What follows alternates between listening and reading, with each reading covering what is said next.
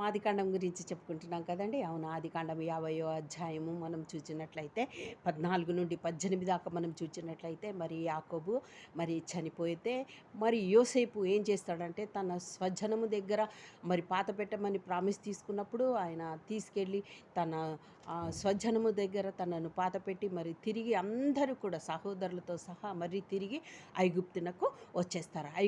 ఐగుప్తునకు వచ్చేస్తే మరి ఆ సహోదరులు భయపడతారన్నట్టు.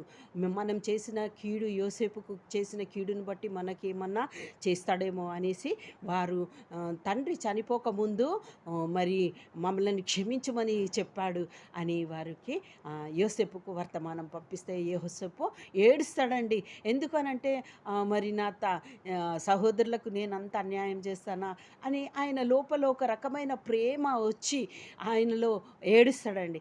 ఏడ్చిన తర్వాత మరి